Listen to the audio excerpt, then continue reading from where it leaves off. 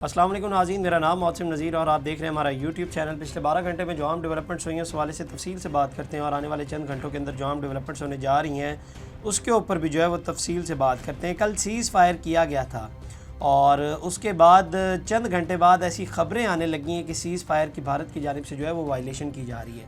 अच्छा, भारत में ये ख़बरें आ रही है कि पाकिस्तान जो है वो वायलेशन कर रहा है, लेकिन यहाँ पे ये ख़बरें आ रही हैं कि जो है भारत वायलेशन कर रहा है सीज़ फायर की। इसमें कुछ ख़बरें हैं, उसके ऊपर तफसील से बात करते हैं। और इसके साथ साथ ये जो सीज़ फायर के ऊपर भारतीय एक प्रोपेगेंडा जारी है ना, उनका मुंह तोड़ जवाब दिया है। जनाब CNN पे एक इंटरव्यू आया है एक सहाफ़ी का और उन्होंने जो चीज़ें बीच में कही हैं वो भी मैं थोड़ी देर में आपके सामने रखता हूँ और इनका मुँह काला कर दिया उसने, जो बातें उसने उसके अंदर की हैं।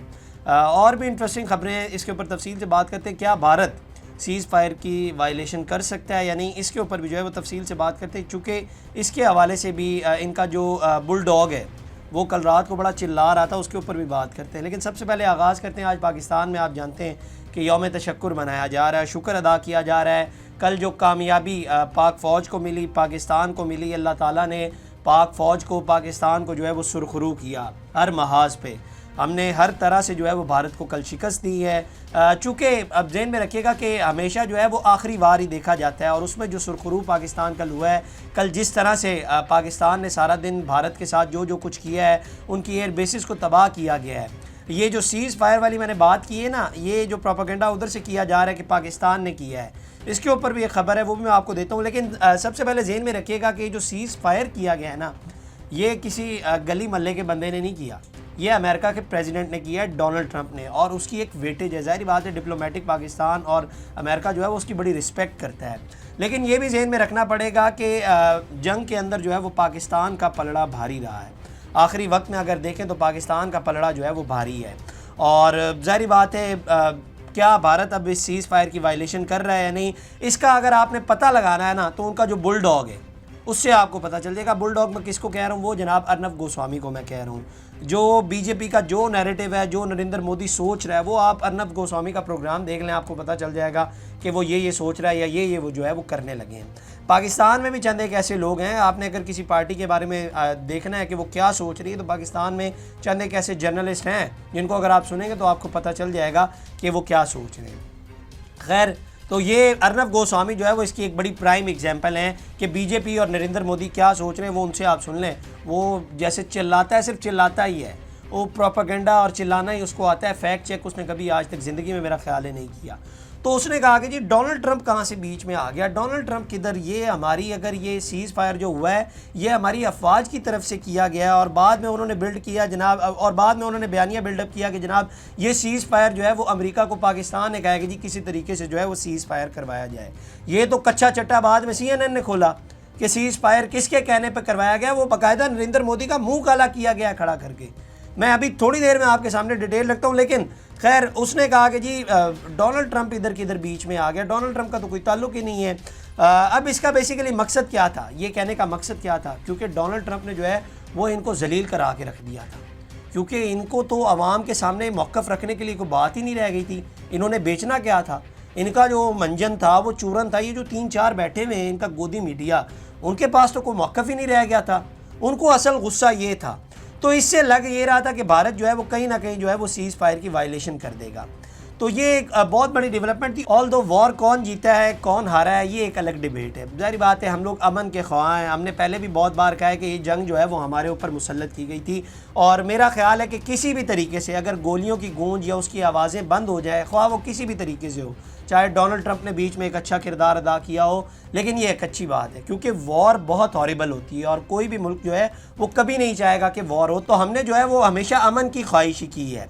लेकिन ये जो है वो सीज़ फायर के चंद घंटे बाद, कल की मैं बात करूँ 3 घंटे बाद तकरीबन ये ख़बरें आने लगी कि जनाब ड्रोन आने लग गए हैं भारत की तरफ से और पाकिस्तान के मुख्तलिफ़ शहरों में, बावलपुर में और 2-3 इलाकों में, बल्कि पेशावर से। अच्छा, ये बड़ा अनप्रेसिडेंट था कि पेशावर तक वो ड्रोन चला गया। और ये भी ज़हन में रखिएगा कि जो पेशावर वाली ख़बर है ना, ये अनकन्फर्म है कि वहाँ तक ड्रोन गया है या नहीं गया, लेकिन ये एक बड़ा अनप्रेसिडेंट है अगर वहाँ तक ड्रोन चला गया है तो। खैर, अब मसला ये है, मैं आपको बता देता हूँ कि इशू कहाँ पे आ रहा है, क्योंकि आप जानते हैं कि बैलेंस जो है वो पाकिस्तान की तरफ पलड़ा भारी है। पाकिस्तान ने जो आखिरी कल इनका बुरा हाल किया है उसके अंदर ज़ाहिर बात है जो इनके हिंदू कट्टर चैनल हैं उनसे तो ये चीज़ बर्दाश्त ही नहीं हो रही। वो तो मतलब वो तो सड़ रहे हैं इस वक्त, उनको तो हजम ही नहीं हो रही ये चीज़ कि पाकिस्तान हमसे जीत कैसे गया। उन लोगों का खून सड़ने लग गया है। ये जो 3-4 बैठे हुए हैं, ये अर्नब गोस्वामी हो गया, बरका हो गया, ये इनका एक जो मेजर है, और इसके अलावा वो गौरव हो गया, ये सारे तो मरने लग गए। इनसे बर्दाश्त ही नहीं हो रहा, क्योंकि इनके अंदर इतना मादा ही नहीं है बर्दाश्त का कि ये बर्दाश्त कर सके। कट्टर हिंदू हैं, एक चैनल पे बैठे हुए और ये जो है वो वहाँ पे बैठ के बकवास किए जा रहे हैं। इनसे चीज़ें बर्दाश्त ही नहीं हो रही। बल्कि मैं इसकी अब आपको एग्जांपल दे ही देता हूँ। खैर, CNN के जनाब एक सहाफ़ी हैं निक रॉबर्टसन, उन्होंने कल एक इंटरव्यू दिया और उन्होंने अपनी एक रिपोर्ट में बताया, उन्होंने कहा कि जी कई दिनों से आलमी बिरादरी दोनों ममालिक के दरमियान जंगी कशीदगी को रोकने की कोशिश कर रही थी, ताहम कोई खातिर ख्वाह पेशरफ ना हो सकी। इस तातुल के दौरान भारत ने पाकिस्तान के एयर बेसिस को निशाना बनाया। आप जानते हैं कि परसों की बात है जो, जिसके जवाब में पाकिस्तान ने भरपूर रद्द अमल दिया और भारत पर मुसलसल और शदीद मिसाइल हमले किए। निक रॉबर्टसन के बकौल पाकिस्तान के मिसाइल हमले इस कदर शदीद थे कि भारत को मुज़ाकरात की मेज़ पर आने और अपने जारहाना अज़ाइम से पीछे हटने पर मजबूर होना पड़ा। लाइन दोबारा मैं पढ़ देता हूँ कि पाकिस्तान के मिसाइल हमले इस कदर शदीद थे कि भारत को मुज़ाकरात की मेज़ पर आने और अपने जारहाना अज़ाइम से पीछे हटने पर मजबूर होना पड़ा। अमरीकी सहाफ़ी ने मज़ीद इंकशाफ किया कि अमरीकी वज़ीर ख़ारजा ने सूरत-ए-हाल की संगीनी को देखते हुए फ़ौरी तौर पर सऊदी अरब और तुर्की के आला हुकाम से रब्ता किया, जिसके बाद इन दोनों ममालिक की सिफारती कोशिशों से मामला किसी हद तक ठंडा हुआ और सीज़ फायर मुमकिन हुआ। निक रॉबर्टसन ने अपनी गुफ्तगू में इस अमर पर भी जोर दिया कि पाकिस्तानी रद्द अमल न सिर्फ फ़ौजी एतबार से मौसर था बल्कि सिफारती सतह पर भी इसे तक़वियत मिली। उनका कहना था कि पाकिस्तान की जानिब से किए गए मिसाइल हमले फैसला कुन साबित हुए और उन्होंने भारत को पीछे हटने पर जो है वो मजबूर कर दिया। ये CNN कह रहा है, ये कोई इनका गली मोहल्ले का चैनल नहीं कह रहा, ये पाकिस्तान का न्यूज़ चैनल नहीं कह रहा, ये इंडिया का न्यूज़ चैनल नहीं कह रहा, ये एक इंटरनेशनल इदारा जो कि न्यूट्रल है वो ये बात कर रहा है कि भारत को जो है वो, जाहिर बात है वो एक्सपेक्ट ही नहीं कर रहे थे कि इतना जो है वो तगड़ा जवाब आएगा पाकिस्तान की तरफ से। इसीलिए तो ये गोदी मीडिया इंटरनेशनल मीडिया से भागता है। अब बुलाए ना अर्नब गोस्वामी, इनको बुलाए, निक रॉबर्टसन को बुलाए और पूछे कि जो आप बात कर रहे हैं इसकी आपके पास प्रूफ क्या है। बल्कि उन्होंने खुद कहा है, उन्होंने कहा कि जी मेरी उस बंदे से बात हुई है जो उस रूम में मौजूद था और उसने तस्दीक की है कि भारत ने जो है वो निगोशिएशन के ऊपर जो है वो कहा है कि भारत ने कहा है कि जी किसी तरीके से जो है वो सीज़ फायर करवाया जाए। ये उन्होंने खुद कहा है, क्योंकि इनको अंदाज़ा ही नहीं था। मैं पहले आपको बता चुका हूँ कि पाकिस्तान की जानिब से जो है वो इतना तगड़ा जवाब आएगा। तो ये जो आखिरी किताब का पन्ना है ना, उसके ऊपर पाकिस्तान जिंदाबाद लिखा गया है। मसला ये कि आप पूरी किताब 825 पेजों की पढ़ के आ जाते हैं, लेकिन जो आखिरी पेज होता है ना वो हमेशा आपको याद रहता है। तो जाहिर बात है आप पूरी किताब का उसमें खुलासा होता है, आपको याद रह जाता है कि यार उस किताब के आखिरी पेज पर ये लिखा हुआ था।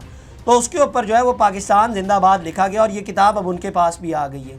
तो ये चीज़ जो है वो उनसे हज़म नहीं हो रही है। तो जाहिर बात है वहाँ पर इंडियन सोल्जर्स को मरवा देंगे, ये सिखों पर मिसाइल हमले करवा देंगे। इनसे ये चीज़ कभी बर्दाश्त नहीं हो सकती कि जनाब पाकिस्तान कैसे जीत गया, इनका तो खून सड़ने लग जाएगा, ये कभी बर्दाश्त ही नहीं कर सकते।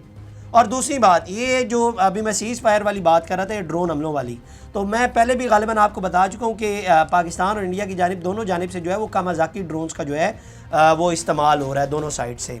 तो और ये ड्रोन के हवाले से भी अगर आप मेरे रेगुलर व्यूवर हैं तो मैं आपको बता चुका हूँ कि ये सुसाइड ड्रोन होते हैं, इन्होंने कहीं पर जाके लगना ही होता है या इनको जो है वो शूट डाउन किया जाता है।